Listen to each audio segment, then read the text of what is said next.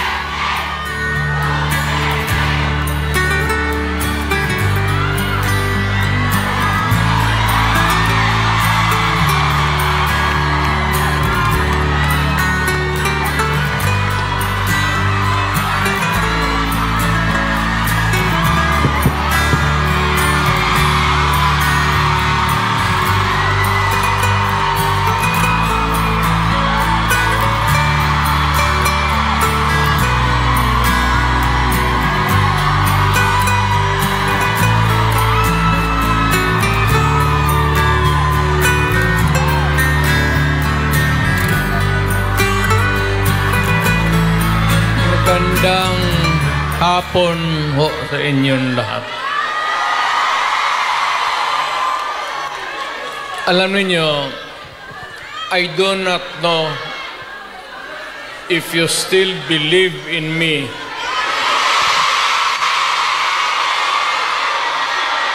Pero nakatingin ako sa inyo. Ano ko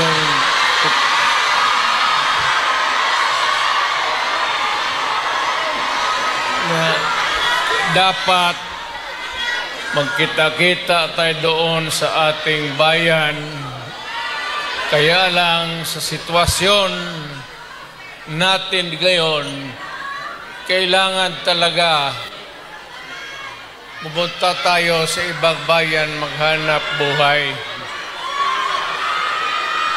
Pero sa akin, the fact that malayo kayo sa pamilya ninyo,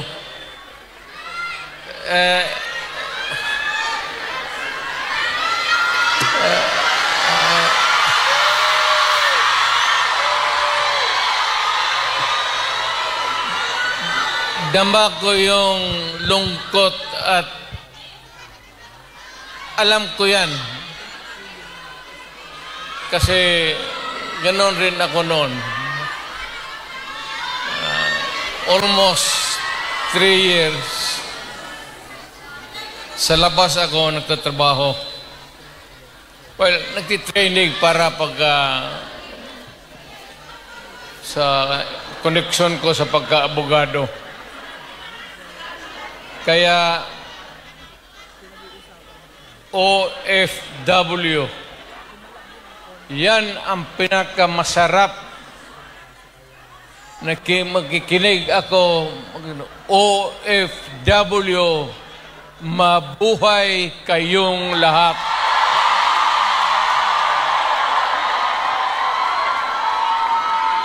At ang mundo dapat magpasalamat na merong mga Pilipino na magpunta dito sa kanila, sa ibang bayan, para magtrabaho para sa kanila at para sa atin, makaipon ng pera para sa pamilya natin. Kasi, well, you know, it would take about 7 to 10 years bago mawala itong sitwasyon natin na ganito.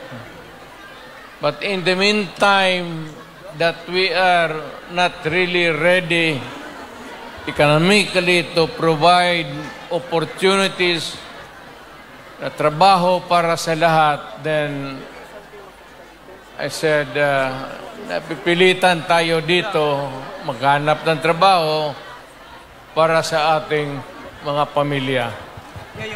Kaya ako ngayon dito, this is not the first time that I have kaharap ko kayo. tanggapin na lang natin kung ano ang nasa palad natin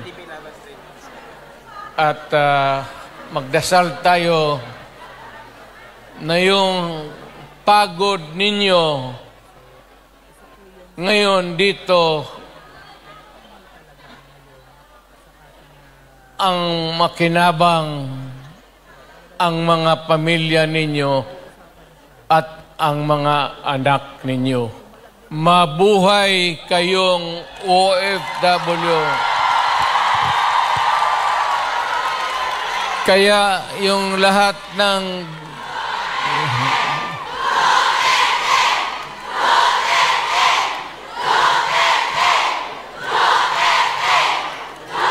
kaya kayong lahat ng mga dalaga pa,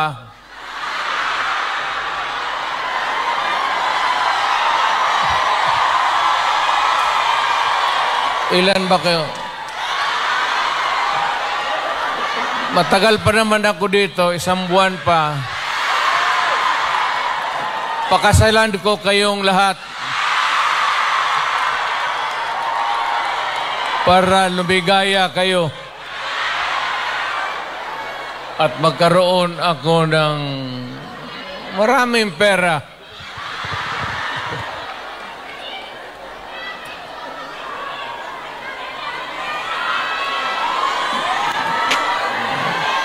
You know,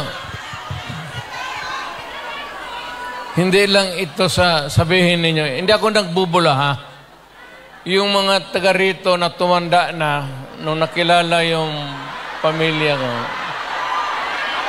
Yung matanda na, yung may karanasan sa Davao noon, alam ninyo yan na ang sitwasyon namin pareho sa inyo. Matagal kaming walang ama kasi abogado siya. Ano pa naman ang Pilipinas noon, ang hanap buhay nasa siyudad talaga. Ang abogado walang silbi dyan pag sa barangay. So, ganun na-experience namin ako, na ang tatay ko, iniwan kami sa lolo pati lula ko at ang tatay ko nagtrabaho sa labas. Ganon, sa labas ng probinsya. So, damang-dama ko talaga yung buhay ninyo. Huwag na yung kalungkutan. Huwag na yung, kasi that's reality. Ginusto mo natin sa hindi, kailangan talaga maghanap buhay. So, huwag na masyado yung mga sentimental na ano. Basta dito, punta tayo dito, nagtrabaho. At nandito kami, pinsan, napasyal ako, kasama ko ang anak ko. Saan ba si...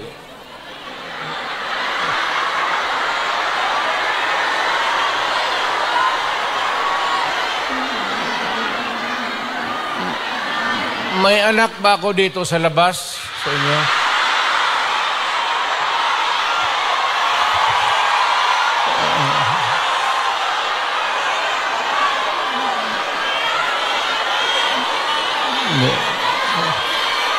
Sobra naman yung 5. Pagkaalam ko 2.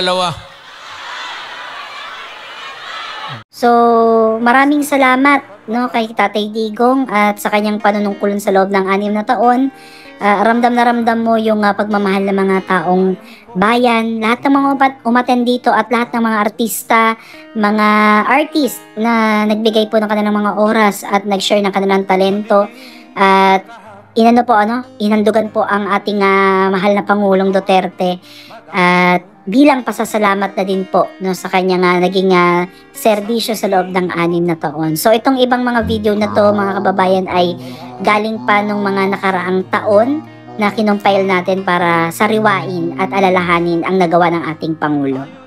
So kung may mga komento kayo at opinion, please comment down below, mga kababayan. Ano ba yung mga na-miss nyo sa panahon ni Tatay Digong at ano ba yung gusto nyong sabihin ngayon sa kanya, kung sakaling mapanood niya to or magbasa ng inyong mga comments, ano ba yung mga mensahe nyo para sa kanya, no? So muli, maraming salamat po at maraming salamat po sa may-ari ng video. Ayan, kung mapanood man po ninyo ito ay saludo po ako sa inyo at maraming salamat sa suporta ninyo kay Tatay Digong. At sa lahat po ng mga sumusuporta kay Duterte, maraming salamat po sa inyo at God bless po.